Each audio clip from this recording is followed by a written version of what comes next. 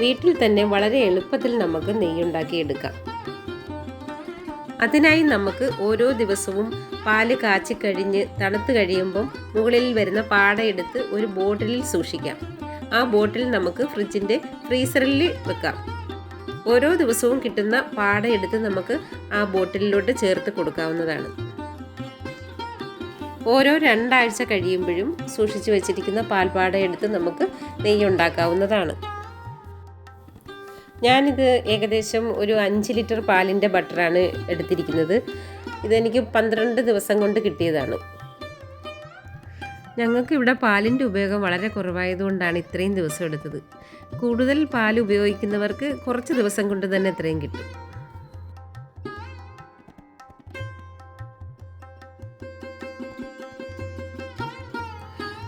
ഒരു ടിന് നിറഞ്ഞു കഴിഞ്ഞപ്പോൾ ഞാൻ വേറൊരു ടിന്നിലും കൂടി എടുത്ത് വെച്ചിട്ടുണ്ടായിരുന്നു.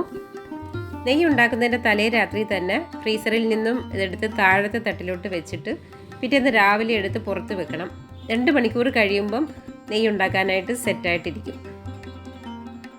അതിനുശേഷം ഞാൻ ഐസ് വാട്ടറിൽ ഇട്ടിട്ട് നന്നായിട്ട് അരിച്ചെടുത്തു. അതിൻ്റെ പാലിൻ്റെ അംശമെല്ലാം ആ വെള്ളത്തിൽ അലിഞ്ഞു പൊയ്ക്കോളും. ഇങ്ങനെ ചെയ്തില്ലെങ്കിലും കുഴപ്പമില്ല, ഡയറക്റ്റായിട്ട് ഇട്ട് ചൂടാക്കി എടുക്കാവുന്നതാണ്. അപ്പോൾ കൽക്കവും നെയ്യും വേറെ വേറെ വന്നോളും. ഫ്രീസറിൽ വെച്ച് തണുപ്പിച്ച നല്ല തണുപ്പുള്ള വെള്ളത്തിൽ വേണം ഇടാൻ, അല്ലെങ്കിൽ ബട്ടർ ഉരുകി വെള്ളത്തിൽ ലയിച്ചു പോകും.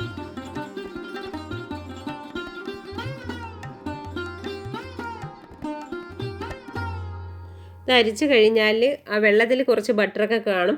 ആ ബട്ടറും കൂടി നമ്മൾ സ്പൂൺ വെച്ച് കോരിയെടുക്കണം.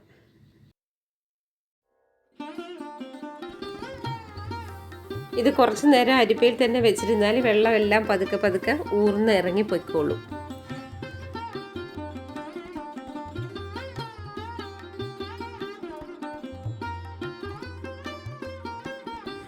വെള്ളത്തിലുള്ള ബട്ടറും കൂടി എടുത്ത് അരിപ്പിലിട്ട് നന്നായിട്ട് വെള്ളമെല്ലാം ഊർന്നു പോയതിന് ശേഷം അടുപ്പത്ത് വെച്ച് ചൂടാക്കാവൂ. ഇനി അടുപ്പ് കത്തിച്ച് ഒരു പാൻ വെച്ച് ചൂടായതിന് ശേഷം ഇത് അതിലോട്ടിട്ട് നന്നായി ഇളക്കി കൊടുക്കണം. ഗോൾഡൻ കളർ ആകുന്നിടം വരെയും നമ്മൾ ഇളക്കി കൊടുക്കണം.